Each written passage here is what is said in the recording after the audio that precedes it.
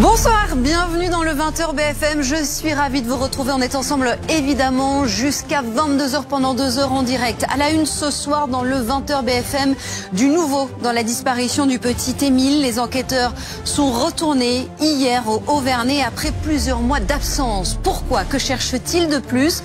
Recherche-t-il un suspect?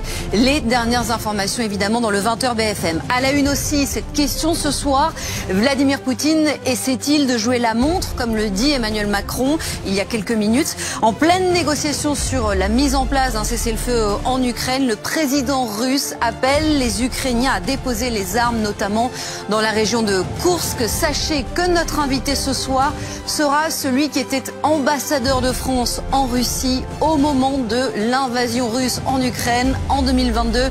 Il sera avec nous à partir de 20h35. Autre rendez-vous, votre soirée Ligne Rouge, évidemment, ce sera à 21h. Enquête sur la capacité de l'armée française à entrer en guerre en cas de conflit. Nos forces et nos faiblesses, ce sera à partir de 21h.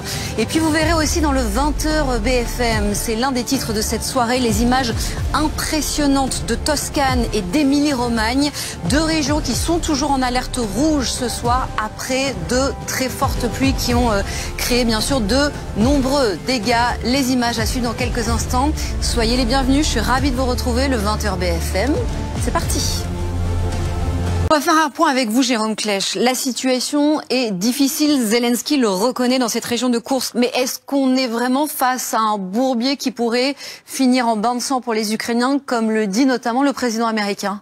C'est tout à fait possible parce qu'en fait, la pression russe est maximale depuis une semaine dans la région de Koursk et on sait que c'était le gage territorial que souhaitait avoir l'Ukraine. Pour autant, on observe en fait que les combats pour l'instant font assez peu de victimes parce que les Ukrainiens se replient d'une certaine manière au point que l'on se demande si ça n'a pas été véritablement négocié à Jeddah avec les Américains, un retrait qui permettrait finalement de... Anne-Charlène.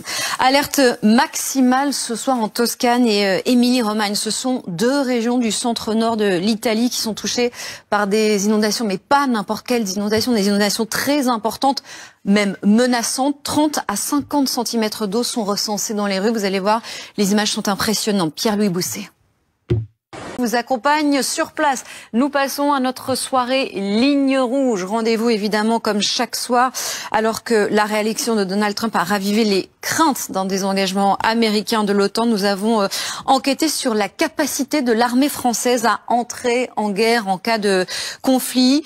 Ses forces, ses faiblesses, c'est une enquête et un document signé Benoît Sarrad, Juan Palencia et Nicolas Duchesne.